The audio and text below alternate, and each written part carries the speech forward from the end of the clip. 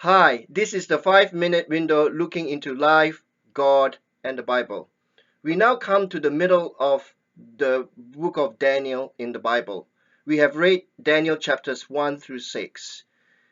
We read of how Jerusalem is invaded, and Daniel and his three friends are sent to Babylon to work as slave magicians in the court of the king. Daniel is able to interpret the dreams of Nebuchadnezzar in Daniel 2 and 4, and he further interprets the writing on the wall for King Belshazzar in Daniel chapter 5. Daniel's three friends make a stand for God before Nebuchadnezzar's statue in Daniel chapter 3, and in Daniel chapter 6, Daniel continues to pray to his God 3 times daily, despite it being made illegal. Therefore, in the first 6 chapters of Daniel, Daniel interprets the dreams and visions of pagan kings, and they make a stand for God in Babylon. Now we come to the last 6 chapters of Daniel. Instead of interpreting the dreams of kings, Daniel himself is now given dreams and visions of the future. They do not look good. Israel is still subject to the kingdoms of this world. The kingdoms of this world are presented as beasts.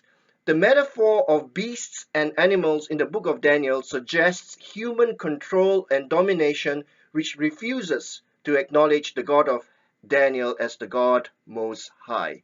This is August 2015. I decided to read the book of Daniel seriously in April.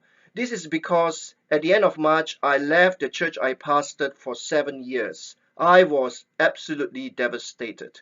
Like Daniel and his three friends, I felt that I was sent into exile. Where is God in all of this? Does he care?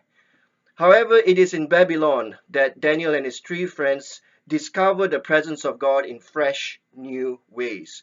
God helps them to succeed in life and become important advisors to the kings. They also make a stand for their faith before Nebuchadnezzar's statue and Darius's idolatrous decree. They learn a new spirituality in Babylon. God, the Holy Spirit, reveals God to them in fresh, new ways. This is what Belshazzar says of Daniel's spirituality. I have heard that the Spirit of the gods is in you, and that you have insight, intelligence, and outstanding wisdom. Daniel chapter 5, verse 14.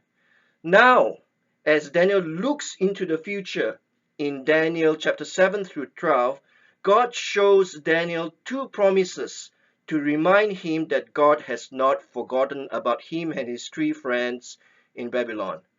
First, the promise of Jesus, the Son of Man, and second, the promise of the resurrection. Now, the promise of Jesus, the Son of Man. As I said before, in the book of Daniel, when one is presented like a beast, it indicates human control and domination which results in rebellion against the God of heaven. However, Daniel chapter 7 verse 13 presents someone who is like a son of man or like a human being. In my vision at night I looked, and there before me was one like a son of man, coming with the clouds of heaven. He approached the Ancient of Days and was led into his presence. Daniel chapter 7 verse 13. In the gospel, Jesus will use the term Son of Man as a title for himself. Daniel chapter 7 verse 13 gives the origin of this title, the Son of Man.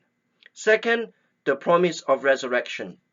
Most of the Old Testament does not present what I call a theology of resurrection. It merely refers to the place of the dead, which is called Sheol. However, in Daniel chapter 12 verses 2 to 3, we have a first clear reference of the final resurrection of human beings. Multitudes who sleep in the dust of the earth will awake, some to everlasting life, others to shame and everlasting contempt. Those who are wise will shine like the brightness of the heavens, those who lead many to righteousness like the stars forever and ever. Daniel chapter 12 verses 2 to 3.